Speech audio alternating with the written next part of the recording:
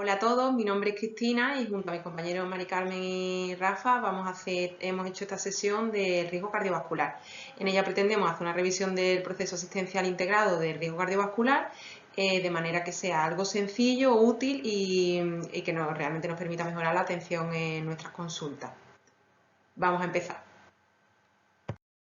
¿Por qué es importante que tengamos siempre el riesgo cardiovascular en mente en nuestra consulta? Pues porque la enfermedad cardiovascular sigue siendo la primera causa de muerte en países desarrollados. Entonces, ¿cuál es el objetivo de la sesión? Pues que nosotros sepamos identificar a los pacientes que tienen factores de riesgo vascular, que sepamos valorar el riesgo de cada paciente y que junto a ellos planifiquemos y acordemos actividades que nos permitan prevenir eventos cardiovasculares en un futuro y en pacientes que lo han tenido, ponerle un tratamiento adecuado y luego hacerle un seguimiento acorde con el riesgo cardiovascular que tenga. Decir que es un proceso asistencial muy accesible, muy presente normalmente en la consulta porque realmente puede ocurrir en cualquier punto del sistema sanitario. El límite de entrada para un paciente que tenga factores de riesgo cardiovascular es cualquier persona en cualquier punto que consulta por cualquier motivo, tanto en el ámbito hospitalario como en la atención primaria, entra dentro del proceso asistencial integrado de riesgo cardiovascular. Es decir, que más bien vamos a encontrar a los pacientes con estos factores de riesgo de forma oportunista, aunque en algunos casos determinados se puede hacer una búsqueda selectiva de casos. Importante decir que este proceso asistencial no está tan actualizado como nos gustaría. Vamos a verlo. Este proceso asistencial tiene fundamentalmente 6 pasos que vamos a ir viendo ahora progresivamente, pero de forma general, para que tengamos una visión más global del proceso, nos podemos fijar en este esquema, que la verdad está bastante bien especificado. Entonces, cuando detectamos a una persona que tiene factores de riesgo cardiovascular, lo primero que tenemos que hacer es determinar si esa persona tiene una enfermedad vascular conocida o no, para saber qué tipo de nivel de prevención vamos a tener. Entonces, si la persona no tiene ninguna enfermedad vascular conocida, vamos a hacer de entrada una prevención primaria que conllevará una serie de actividades. Si por el contrario la persona ya tiene una enfermedad vascular conocida, vamos a pasar a una prevención secundaria. Tanto en prevención primaria como en prevención secundaria, lo siguiente que tenemos que hacer después de determinar si ese paciente tiene la enfermedad vascular conocida o no, vamos a identificar cuáles son los factores de riesgo que tiene esa persona. ¿Cómo lo vamos a hacer? Pues con una anamnesis y una historia clínica más detallada, más especificada en factores de riesgo cardiovascular, como veremos después, y por supuesto, a partir de identificarlos, habrá que confirmarlos. Por ejemplo, unos lípidos que nos pueden determinar que el paciente tenga un riesgo cardiovascular u otro, hay que confirmarlo con una analítica, ¿vale? Entonces entraría en esta fase del proceso. Después de eso, que sería el siguiente, el paso 2 sería determinar los factores de riesgo, pasaríamos a estimar en qué estadio de cambio está el paciente, es decir, qué actitud tiene con respecto a hacer cambios en su vida que permitan modificar el riesgo cardiovascular que tenga. También lo veremos después más detalladamente, ¿vale? Tras ver si el paciente realmente quiere hacer cambios en su vida o no para cambiar ese riesgo vascular, vemos en el paso 4 cuál sería el riesgo vascular absoluto que tiene el paciente haciendo un cálculo con el test SCORE, que también lo veremos después, ¿vale? Y eso nos va a clasificar al paciente en distintas categorías en función de las cuales determinaremos unos objetivos terapéuticos a tener en cuenta o incluso preventivos en función de todo lo anterior, ¿vale? Cuando ya tenemos estimado el riesgo cardiovascular, pasamos a hacer esas intervenciones preventivas que pueden ser más generales o más específicas en función del tipo de factor de riesgo cardiovascular que tenga el paciente y después, por supuesto, en el paso 6 haremos un seguimiento de la persona para ver si esas actividades, esas intervenciones que hemos hecho van teniendo resultado o no, o si hay que modificar esto. Vamos a verlo más detenidamente. Bueno, en cuanto al paso número 1, haríamos la categorización del nivel de prevención para nuestros pacientes. Realizaríamos una anamnesis dirigida para ver los factores de riesgo de nuestros pacientes.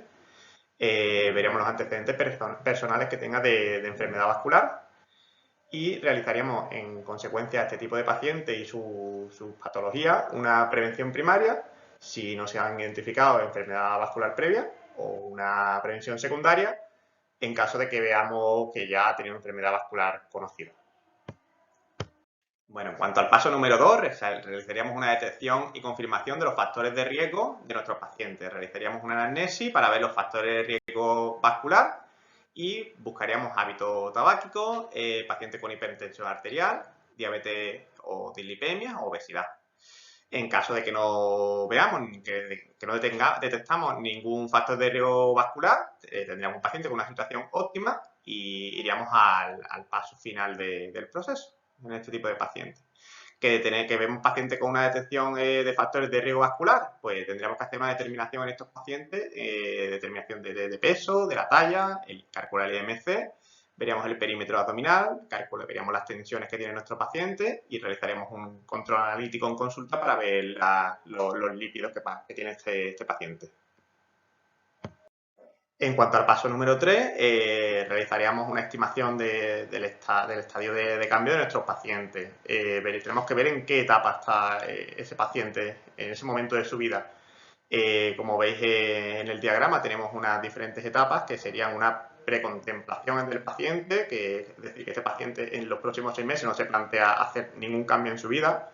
Contemplación, que el paciente empieza a plantearse cambios en los próximos 6 meses. Una preparación, es decir, que este paciente ya se ve que en los próximos 30 días ya va a hacer algún cambio. Una acción, pacientes que ya están haciendo cambios, están iniciando los cambios en sus hábitos. Un mantenimiento, es decir, este paciente que ya ha iniciado unos cambios de hábitos, ya los está manteniendo en su vida, está haciendo porque eso se mantenga en el día a día. Y recaída o ya que sean pacientes que tengan, digamos que no les haya ido bien con esos cambios y vuelvan a una etapa anterior. En el paso número 4 realizaremos una estimación de riesgo vascular de nuestros pacientes. A estas personas con algún factor de riesgo vascular se le calculará el riesgo vascular absoluto a los 10 años. Tenemos la herramienta principal que utilizamos, el T-Score, que tenemos en el propio IDRA, ya tenemos esta herramienta para cálculo directo o podemos hacer herramientas online que tenemos para el propio cálculo, que se basan en unas variables que principalmente os comento, divide entre sexo, hombre y mujer, la hipertensión, la edad, las cifras de colesterol y el hábito tabáquico. Esto lo va a estratificar en riesgo bajo, moderado, alto o muy alto en función de estas variables que tengan nuestros pacientes.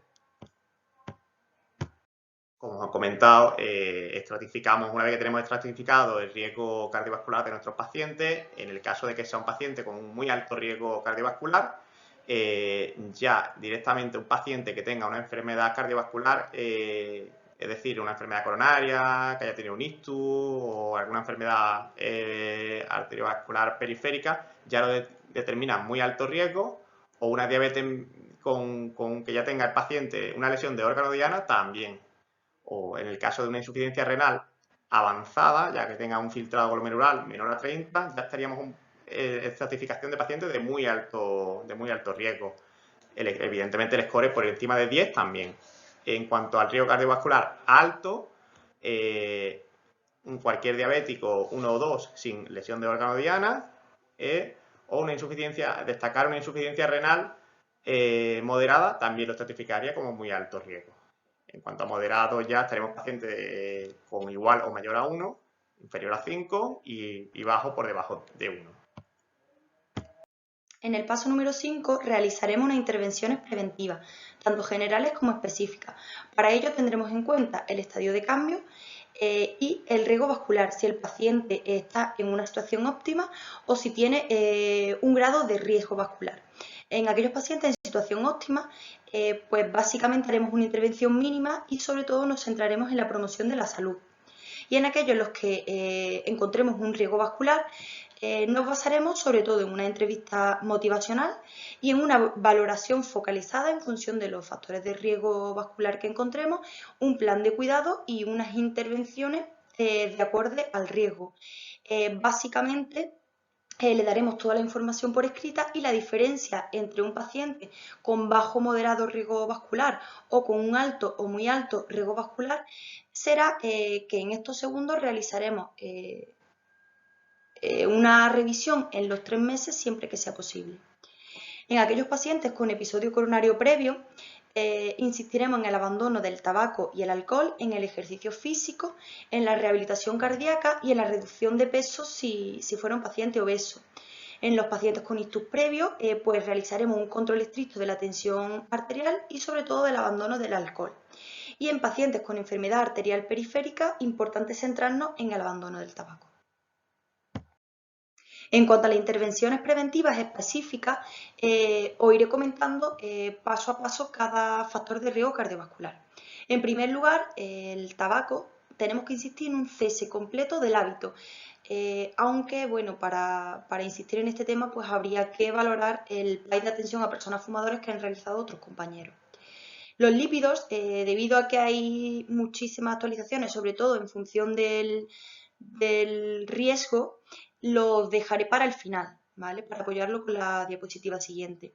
En cuanto a la hipertensión arterial, en general se pretende un objetivo de una presión arterial menor de 140-90 milímetros de mercurio, con algunas excepciones a tener en cuenta. En los pacientes diabéticos se intentará conseguir una presión arterial menor de 130-80 y considerar fármaco o intensificar el tratamiento farmacológico si la presión arterial es mayor de 140-80. En los pacientes con nefropatía y proteinuria superior a 1 gramo al día, habrá que intentar conseguir una presión arterial objetivo menor de 125-75. En cuanto a la diabetes, el objetivo principal será conseguir una hemoglobina glicosilada menor al 7%. ¿Vale? Y en cuanto a la obesidad, pues decir que lo ideal sería conseguir un índice de masa corporal menor de 25 y al menos conseguir una reducción del peso de un 5-10%.